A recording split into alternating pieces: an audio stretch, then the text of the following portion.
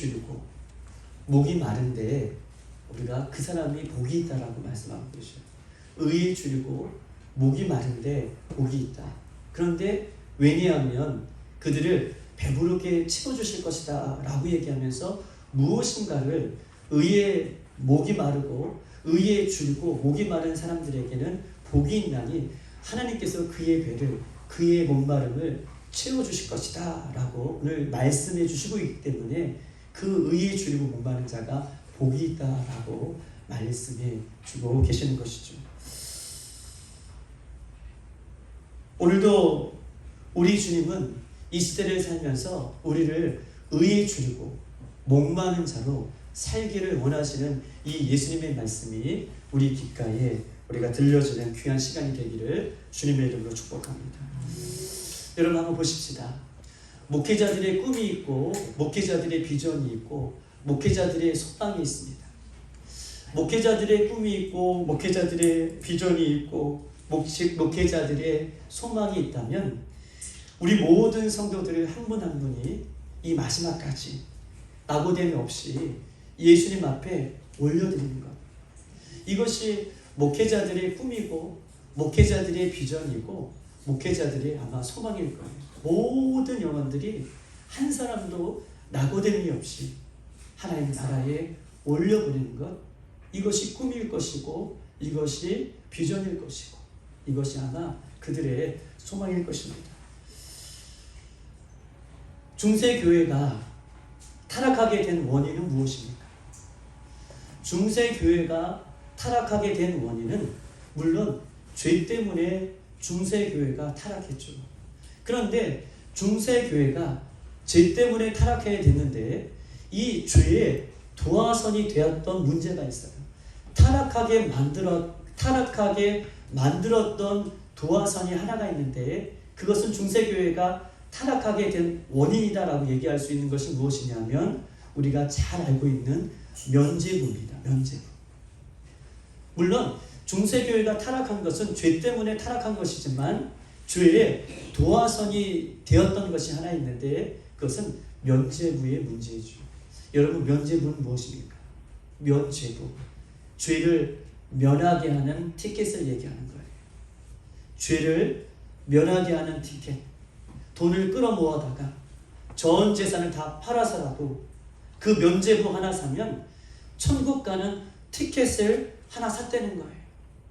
천국 가는 티켓 하나 사면 그 면죄부를 사면 어떻게 해요? 면죄부 하나 손에 얻으면 그 사람은 모두 나는 천국에 갈 수 있다 라고 하는 이 티켓 면죄부를 중세교회는 팔아서 사람들로 하여금 얼마나 많은 지옥 백성을 만들었는지, 얼마나 죄를 더 많이 짓게 만들게 되었는지, 이 면죄부 사건은 교회 역사상 하나의 큰 오점이자 많은 성도들을 지옥 백성 만들기에는 원인이고 원흉이다 라고 이렇게 이야기할 수 있습니다.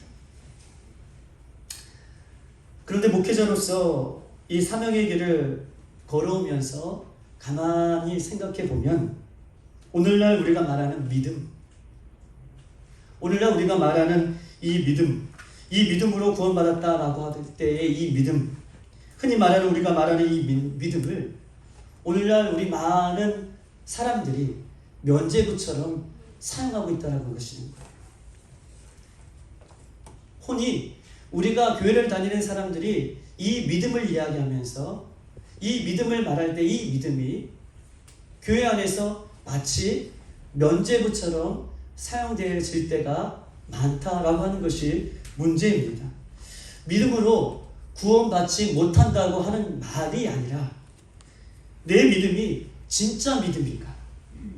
내 믿음이 진짜 믿음인가? 이 믿음인가? 이것이 중요하다라고 하는 말입니다.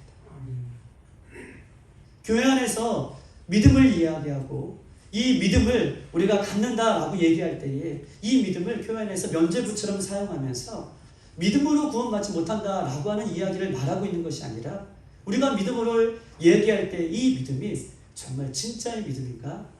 이것이 중요한 문제라고 여러분한테 말씀을 드리는 것이죠.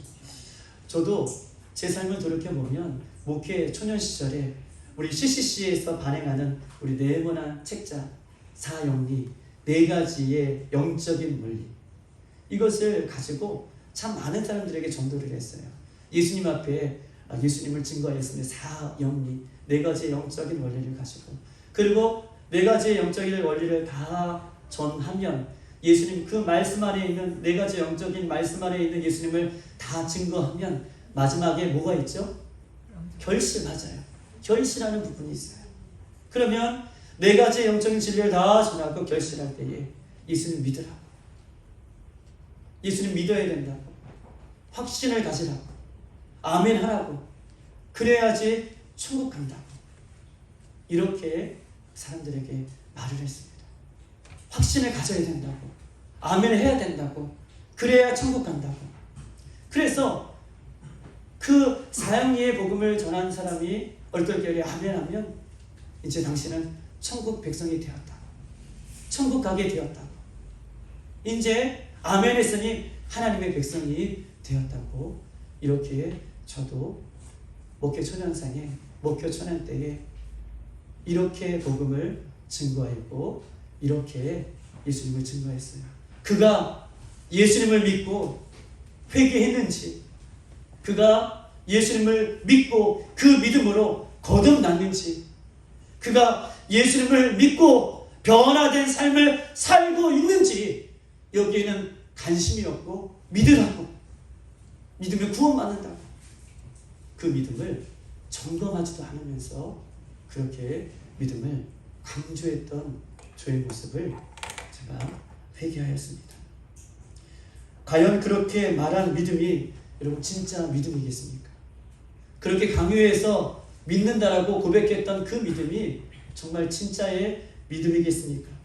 우리가 신앙생활 하다 보면 많은 신학적인 논쟁이 지금도 이루어지고 있지만, 우리가 신앙생활을 하다 보면 믿음과 행위는 둘로 나눌 수가 없는 문제임에도 불구하고 믿음과 행위를 따로따로 생각한다는 거예요. 믿음과 행위는 동전의 양면과 같습니다. 동전의 양면을 어떻게 둘로 나눌 수가 있겠습니까? 믿음과 행위의 양면은 동전인 것처럼 믿음과 행위는 둘로 나눌 수 없는 문제인 것이죠. 우리가 성경이 말하는 믿음을 말할 때에 우리는 참 많이 그 믿음을 오해하고 믿는 때가 많아요. 우리가 성경이 말하는 그 믿음을 말할 때에 우리는 그 믿음을 오해하면서 믿을 때가 많습니다. 그저 내 마음에 믿는다라고 하는 느낌이 들으니, 그저 그 믿음을 이야기할 때에 내 마음에 믿는다라고 하는 느낌이 들으니, 또한 내가 생각할 때에 믿는 것 같은 생각이 들으니 우리는 그것을 믿음이라고 말합니다. 그리고 삶 속에 아무런 변화가 일어나고 있지 않습니다. 여러분 보세요. 우리가 예수님을 우리가 믿는다고 얘기할 때에, 또한 예수님께서 그런 믿음을 보실 때에 그 믿음을 갖고 있는 우리들이 예수님 모시길 때에 너희들이 그 믿음을 면죄부처럼 사용하고 있구나 라고 생각하고 말씀하고 계시지는 않겠습니까? 우리들이 그런 믿음을 갖고 있다면, 그런 믿음으로 나는 천국 간다라고 말한다면, 우리 예수님이 그 믿음의 모습들을 보실 때에 그 믿음을 면죄부처럼 우리가 생각하고 있구나로 그렇게 평가하고 계시지는 않겠습니까? 여러분, 면죄부로는요 절대 구원을 받을 수가 없습니다. 그러니 예수님께서 구원받는 사람은요, 예수님께서는 구원받는 사람은 많지 않다라고 성경이 누누이 이야기하고 있어요. 믿음을 가졌다고 얘기하지만, 주여 주여 주님의 이름을 부르고 있지만, 성경의 예수님은 그렇게 부를지라도 구원을 받은 사람들은 많지 않다. 청함을 받은 사람들은 많지만 끝까지 믿음을 지키고 하늘나라에 들어가는 사람은 적다라고 말씀을 하고 있는 것입니다. 넓은 길로 가는 사람들은 많지만 좁은 길로 들어가는 사람은 적다라고 누누이 말씀하고 계시는 것이죠. 이런 보십시다. 성경을 보니요, 주여 주여 하는 자마다 천국에 들어가지 못한다라고 예수님께서 분명히 말씀해 주고 계심에도 불구하고 우리는 주여 주여만 하고 있지는 않습니까? 그러니 그렇게 살면요, 우리 모두는 죄송하지만 구원받을 수 없어요.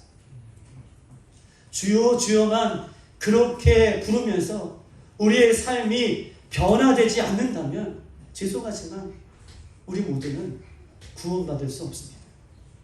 성경에 그렇게 살면서 구원받는다고요? 어떻게 창세기부터 계시록까지 어떤 말씀이 그렇게 우리에게 가르치고 있습니까? 그렇게 믿는다고 어떻게 우리가 구원받을 수 있다고 성경 우리에게 말씀하고 있습니까? 그렇게 말하는 기독교가 있다면 그것은 기독교가 아니죠. 그렇게 말하는 성경이 있다면 우리는 믿을 수 없는 것입니다. 성경은 단 한 번도 그렇게 말씀하고 계시지 않습니다. 누가복음 13장 24절 좁은 문으로 들어갈 것을 힘쓰라. 내가 너희에게 이르노니 들어가기를 구해하고 못 들어가는 자가 많으니라. 여러분, 좁은 길을 선택한 것은 참 귀한 사람들이잖아요.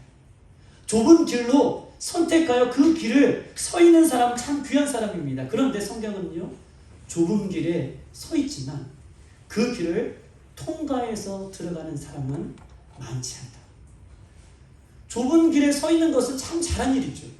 그런데 그 좁은 길을 통과해서 들어가는 사람은 많지 않다라고 분명하게 말씀하고 있는 것입니다. 우리는 때론 이런 예수님의 말씀을 얼마나 지나가는 말씀으로 듣습니까?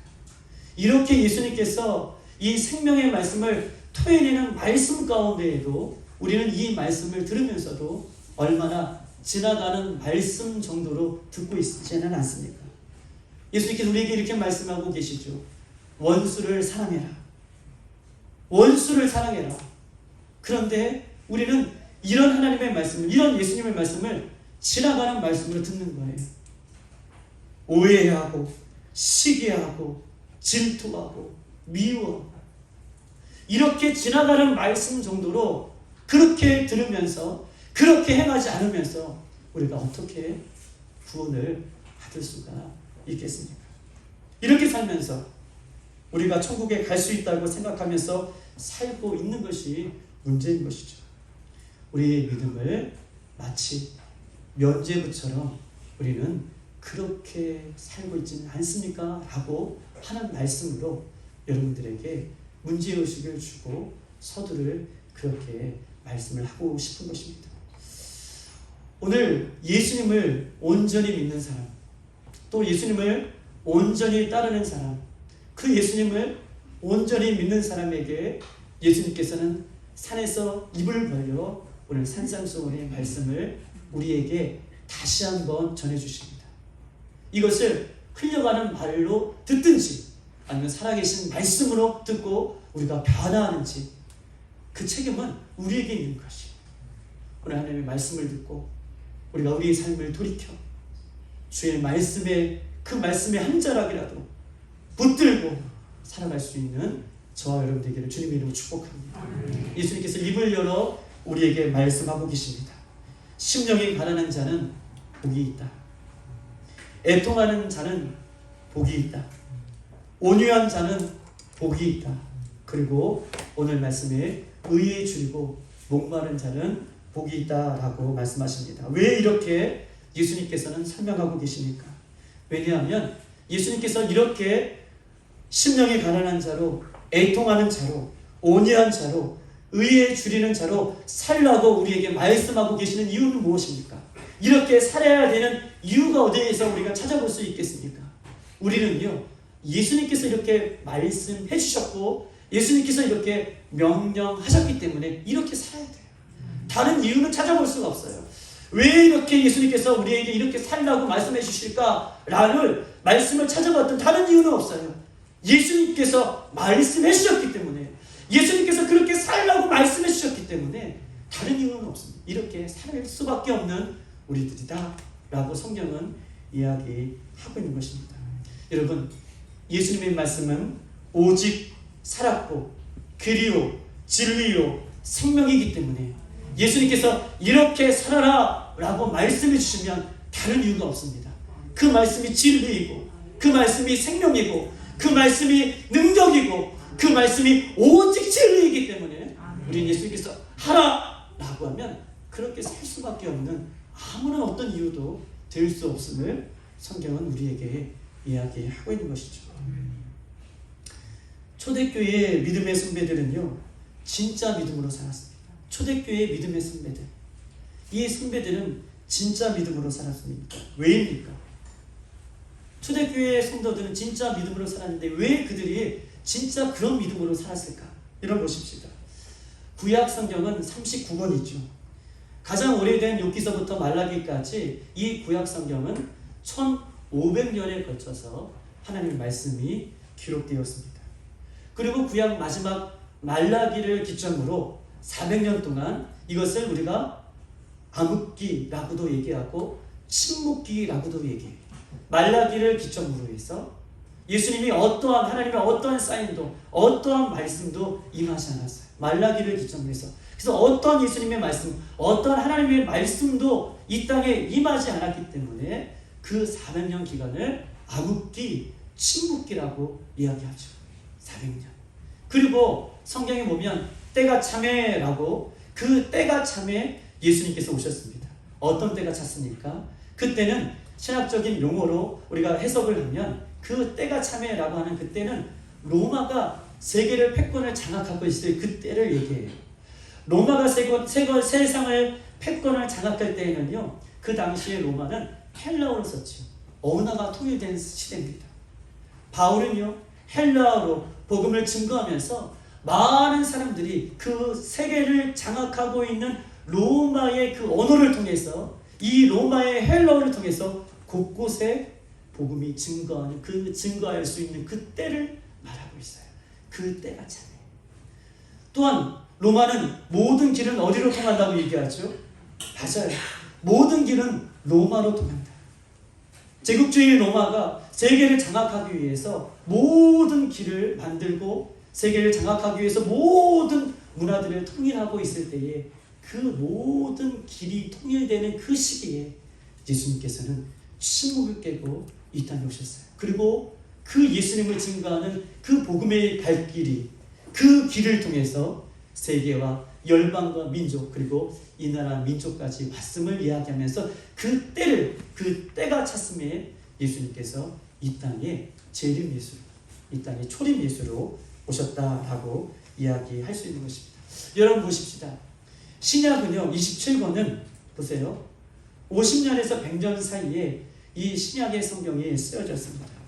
1500년의 구약이 쓰여졌고 암흑기에 400년, 그리고 100년에 걸쳐서 이 신약이 써졌다면 다 모두가 합하면 2000년 역사 가운데에 하나님의 계획은 멈추지 않으셨는데 이 2000년 계획, 1500년, 400년, 100년, 이 2000년이라는 시간 속에 하나님의 계획은 멈추지 않고 예수 그리스도가 이 땅에 실제의 모습으로 현실이 되어서 하나님의 계획은 이루어 주셨어요. 하나님의 계획은 무엇입니까? 하나님의 계획은요, 이 땅에 예수님을 보내시는 것이 하나님의 계획인데 2000년 역사 가운데 하나님의 계획은 예수님께서 이 땅에 오심으로 완성이 되었습니다. 이거는요, 이야기가 아니에요. 이것은 실체예요. 여러분 보십시다. 인간의 역사 속에 예수님께서 실체로 오심으로, 인간의 역사 속에 예수님께서 실제로 오셨고 실제로 십자가에 이루시고 십자가에 모든 죄, 인간의 모든 죄를 담당해 주시고 그런 예수님 십자가 위에서 다 이루었다라고 선포해 주셨어요. 또한 예수님께서는요, 십자가에 실제로 죽으시고 사망 권세를 이기시고 실제로 부활하셔서 예수님의 제자들 앞에 나타나셨습니다. 예수님께서 실제로 하나님의 계획 가운데 이 땅에 오시고 실제로 이 땅에 하나님의 나라를 선포하며 사셨다가 예수님의 십자가 위에 죽으시고 실제로 사망 권세를 이기시고 부활하신 예수님께서 실제 현실이 되셔서 예수님의 제자들 앞에 나타나셨어요. 그리고 실제로 오신 예수님이 제자들에게 이렇게 말씀해 주셨습니다. 내가 너희를 위하여 거처를 예비하러 갈 것이다. 예비하러 간다. 그리고 거처를 예비하면 다시 너희를 데리러 올게. 이것이 핵심이에요. 초대교회 성도들이 왜 진짜 믿음으로 그들이 살았습니까? 예수님께서 실제로 그들 눈앞에 오셨고요. 예수님은 실제로 십자가를 지셨고요. 예수님께서 실제로 부활하신 모습으로 실제로 예수님의 제자들에게 나타나셔서 말씀하시기를 제자들아 내가 너희를 위해서 저 거처를 처소를 예비하러 간다. 그리고 그것이 완성이 되면 그것이 준비가 되면 내가 다시 너희들에게 올게 라고 약속하시고 실제로 하늘나라에 올라가셨습니다. 아멘. 여러분 우리 부모님들이 야 사랑하는 자녀들아 아들 딸들아 나 곧 올게 잠깐만 여기 기다려. 제가 부모가 된 보니까요 부모의 심정이 더 이해가 되더라고요.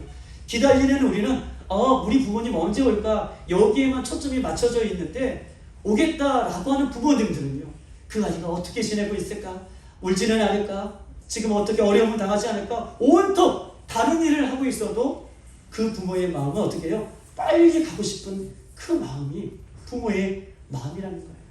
아마 예수님 이렇게 오시겠다라고 하는 그 약속의 말씀을 기억하시고 그 우리 제자들에게 그렇게 약속의 말씀을 이야기하시고 하늘로 올라가셨습니다. 그리고 다시 오겠다라고 제자들에게 약속해 주셨어요. 어떻게 해요?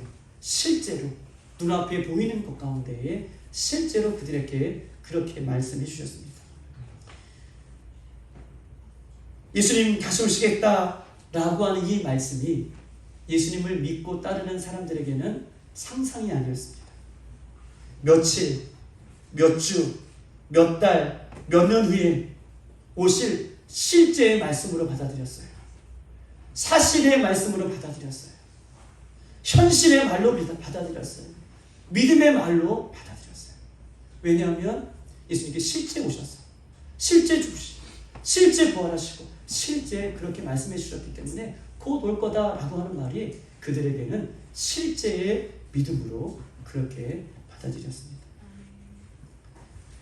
예수님을 믿는 우리가 성경을 대할 때에 혹은 성경을 읽을 때에 성경을 묵상할 때에 예수님 곧 다시 오실 것이라는 이 실제의 말씀이 우리 마음 가운데 잘 자리 잡고 있지 않으면 우리는 성경의 가장 중요한 핵심을 놓치고 있는 것이에요.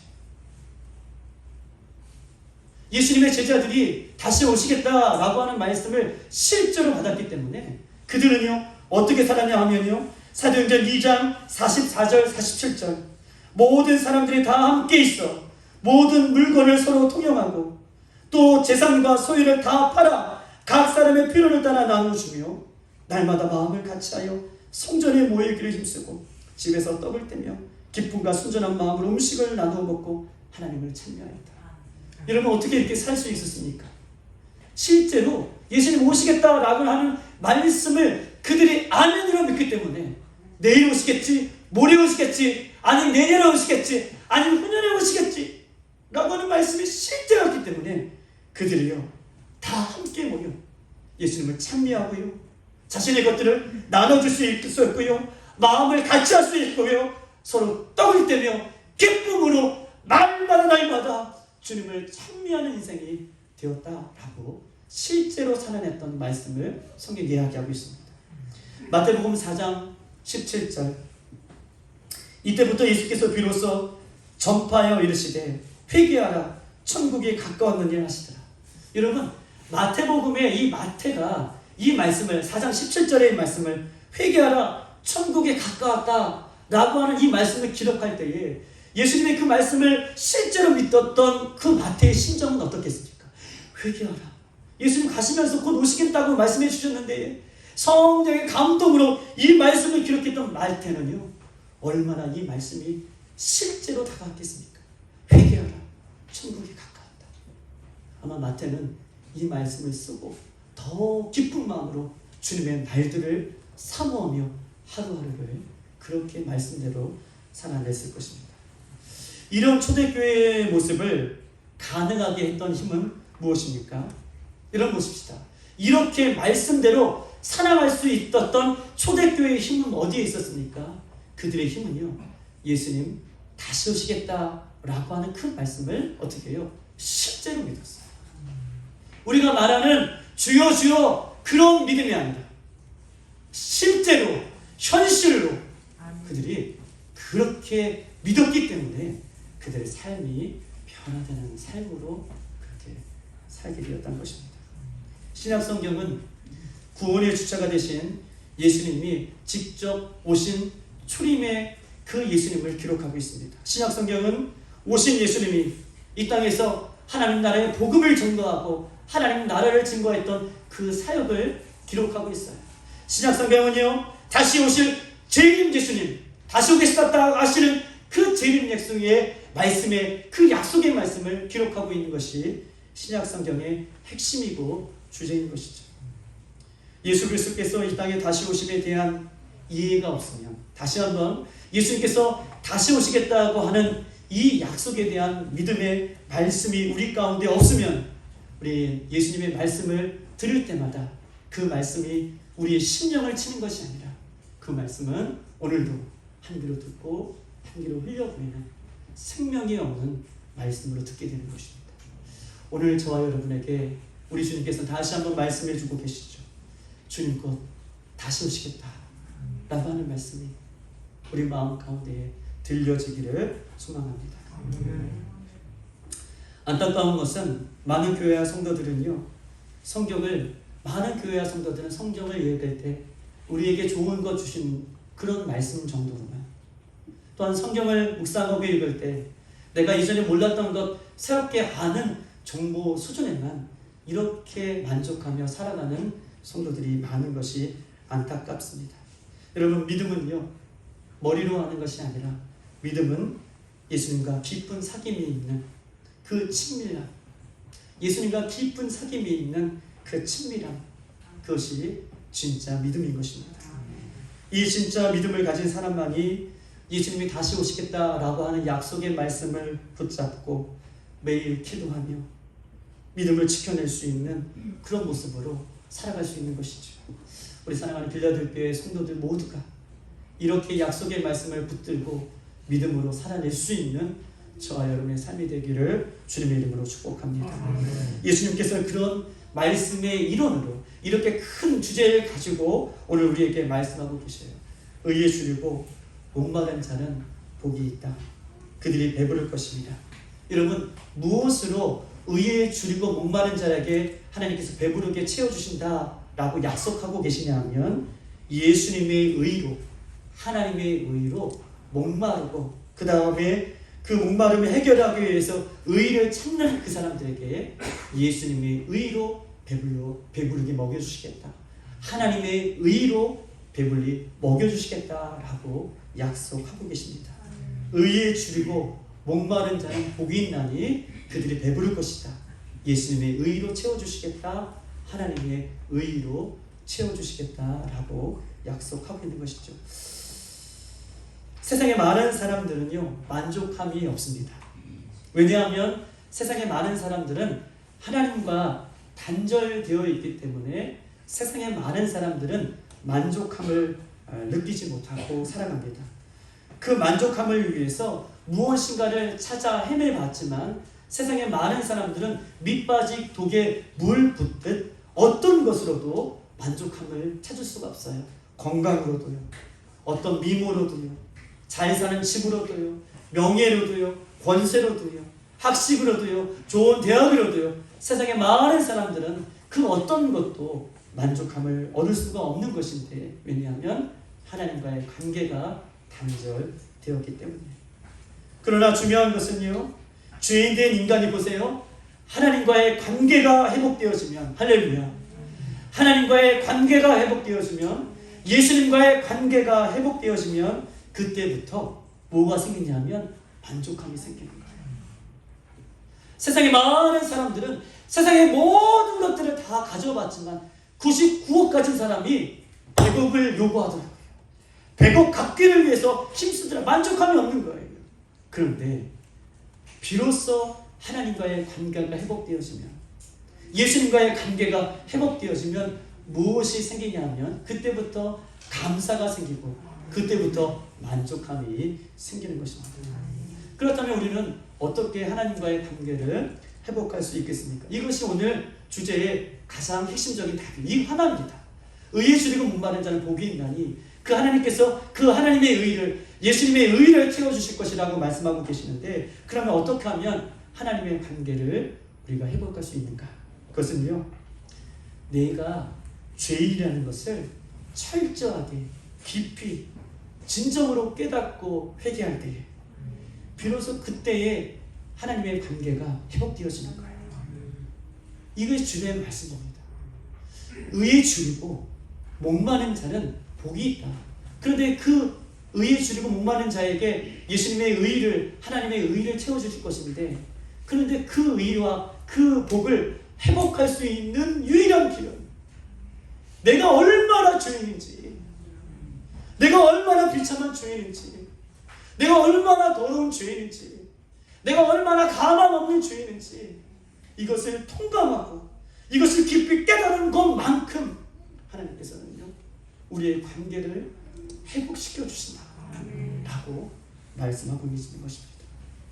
우리의 죄를 해결할 수 있는 길은 오직 예수 그리스도의 대속밖에 없는 줄 믿습니다. 우리가 아무리 회개할지라도요, 예수님의 거룩한 피가 없으면 우리는요 해결할 수가 없어요. 구원받을 수가 없어요. 그 죄를 우리가 해결할 수가 없는 것입니다. 예수님의 피 외에는, 예수님의 대속 외에는 우리의 죄를 해결할 수 없는 것이죠. 그래서 반드시 누군가가 우리의 죄를 대속해 주셔야 되는데, 왜냐하면 죄의 삭은 사망입니다. 죄를 해결하지 않으면 사망이라고 성경은 이야기하고 있어요. 사망은 무엇입니까? 사망은 죄송하지만 지옥이에요. 죄가 있는 사람은 지옥입니다. 음부입니다. 불못입니다. 무정행입니다. 어두운 곳이죠. 영원히 고통받는 곳이에요. 그것을 해결받을 수 있는 것은 유일한 길이 있는데 그것이 예수님이라고 얘기하고 있습니다. 구약에서는요, 정결한 동물이 우리의 죄를 대신하여 죽었습니다. 구약에서는 정결한 동물들이 우리의 죄를 위해서 죽었죠. 그런데 구약에서 말하는 그 제사는 그림자다라고 말하고 있어요. 그림자, 실체가 아니라고 얘기하고 있어요. 예수님께서 이 땅에 오셔서 우리의 영원한 속죄양이 되어주심으로 해마다 드려야 할 그 짐승의 죄가 완전히 파해지고, 예수님께서 십자가에 온전히 제물이 되어주시면서 이제는 그 예수님을 믿는 사람들이 그림자 같은 제사를 드리는 것이 아니라 온전히 실체가 되신 예수님과 한 마음으로 회복할 수 있는 은혜의 길을 우리 예수님께서는 열어주신 줄 믿습니다. 이처럼요, 우리의 죄를 위해 예수님께서 십자가에 돌아가셨던 그 의, 예수님께서 우리의 더러운 죄를 위해 십자가에 돌아가셨던 그 의를 우리가 믿을 때에, 아멘, 우리가 붙잡을 때에 내가 얼마나 죄인인 것을, 얼마나 더러운 죄인인 것을 우리가 통감하고 회개하며 그 예수님께서 나를 위해 돌아가셨던 그 의, 그 십자가를 우리가 믿을 때에 우리는 하나님과의 관계를 회복할 수 있음을 성경은 우리에게 말씀하고 있는 것입니다. 이사야 64장 한번 찾아보십시다. 5절과 6절, 1045쪽에 있습니다.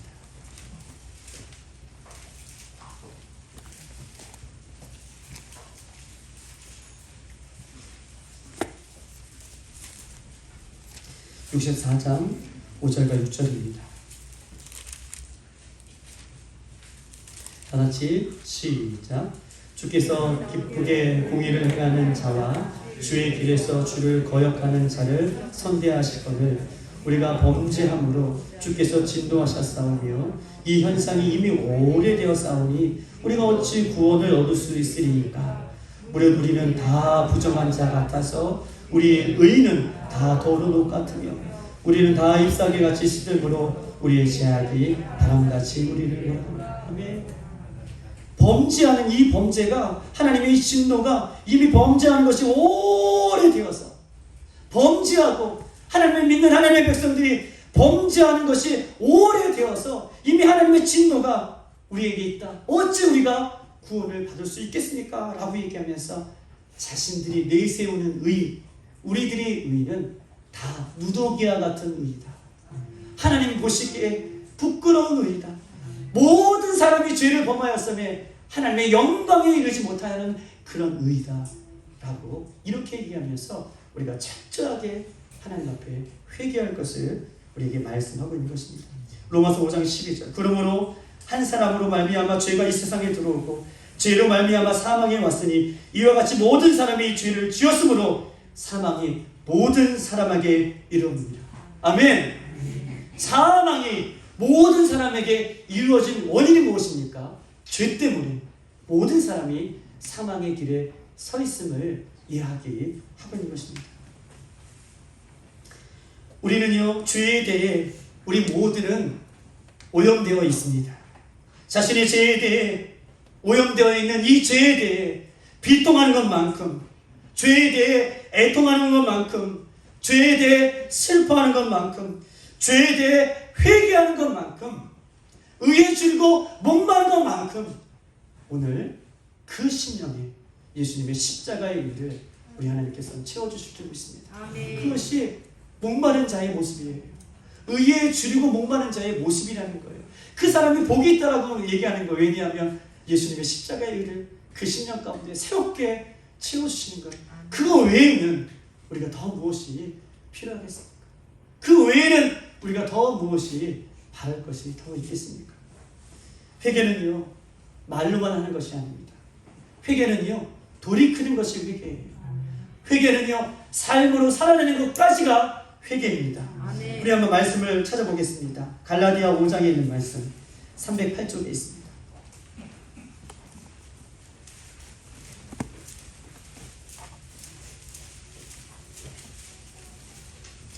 회개는 말로만 하는 것이 아니라 회개는 삶으로 살아내는 것까지가 회개인데 갈라디아 5장 19절 21절 우리 한번 읽어보십시다. 육체의 열매를 버리라고 하는 것이죠. 시작. 육체의 일은 분명하니 곧 음행과 더러운 것과 호색과 우상 숭배와 주술과 원수 맺는 것과 분쟁과 시기와 분쟁과 당 짚는 것과 분열함과 이단과 투기와 술 취함과 방탕함과 또 그와 같은 것이니라. 전에 너희에게 경계한 것을 같이 경계하노니 이런 일을 하는 자들은 하나님의 나라를 유업으로 받지 못할 것이요. 아멘. 맨 21절에 이런 자들은, 이런 일을 하는 자들은 하나님의 나라를 분명하게 뭐라고 얘기하고 있습니까? 유업으로 받지 못할 것이다 라고 말하면서 그 의미들을 이야기하고 있어요. 음행은 여러분 무엇인지 알고 계시죠? 더러운 것과 호색은 무엇입니까? 호색은요, 성적인 욕망, 이것을 끊지 못하는 중독, 인터넷, 유튜브, 미디어 이런 것을 통해서 이런 것들을 갈구하는 그 모습들이 호색인 것입니다. 우상 숭배와 여러분 보세요. 주술은 뭐예요? 주술은요, 점치는 것이에요. 우리 대학가에 가면 얼마나 많은 타르 이런 점들이 우리 많은 영혼들을 유혹하고 있습니까? 주술과 복권 이런 것들이죠. 원수 맺는 것과 분쟁과 시기와 분냄과 화를 내는 것 또한 역시 우리가 조심해야 된다는 거예요. 당 짚는 것과 분열과 이단과 투기와 술 취함과 방탕함 이런 것들이 회개가 되어지지 아니하면 우리가 하나님 나라를 유업으로 받을 수 없다라고 분명하게 우리에게 이야기하고 있는 것입니다. 바로 예수님의 의에 줄이고 목마른 자는요, 자신의 죄의 열매를 과감하게 버리는 사람들입니다. 의에 줄이고 목마른 사람들은, 회개하는 사람들은 이런 것들에 돌아서는 자들이죠. 죄를 미워하고 버리는 사람만이 의에 줄이고 목마른 자다라고 성경은 이야기하고 있습니다. 예수님보다 먼저 앞서 이 땅에 온 세례 요한은요, 회개하라 천국이 가까웠다라고 말씀하고 계셨습니다. 그리고 세례 요한 다음에 오신 예수님도 회개하라, 천국이 가까웠다라고 얘기하면서 천국과 회개에 대한 말씀을 선포하셨습니다. 아모스 8장 11절 13절 인간의 목마름은요 돈이 없어서가 아니고 인간의 목마름은요 먹을 양식이 없어서 목마름이 아니라 인간의 목마름은요 하나님의 말씀을 듣지 않기 때문에 목마른 것이다 라고 아모스 선지자는 그렇게 외치고 있어요.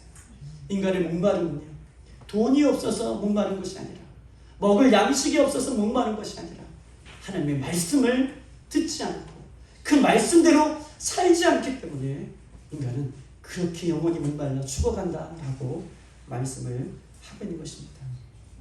예수님의 진리의 말씀이 있는 곳으로 우리 달려가기를 소망합니다.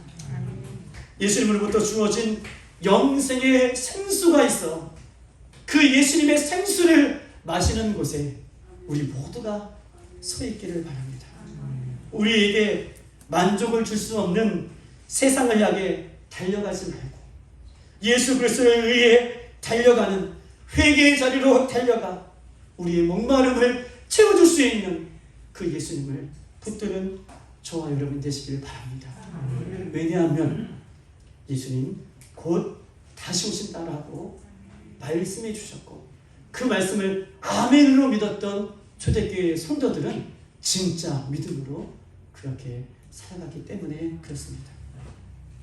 느헤미야 8장 10절 여호와를 기뻐하는 것이 너희의 힘이니라. 여호와를 기뻐하는 것이 너희의 힘이니라. 내 사랑하는 형제들아 너희가 알거니와 사람마다 듣기는 속히 하고 말하기는 더디하며 성내기를 더디하라. 사람이 성내는 것이 하나님의 의를 이루지 못함이라. 할렐루야. 야고보서 1장에는 그렇게 말씀하고 계셔요.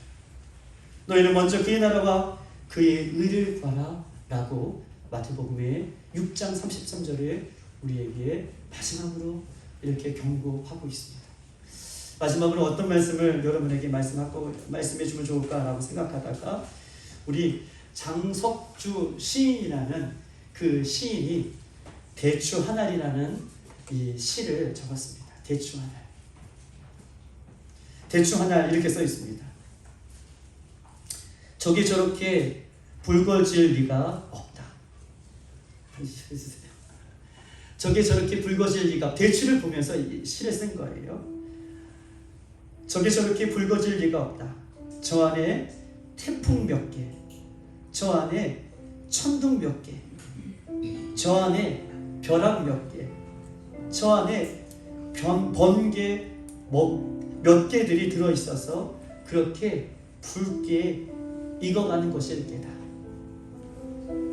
저게 혼자서 저렇게 둥글 리가 없다.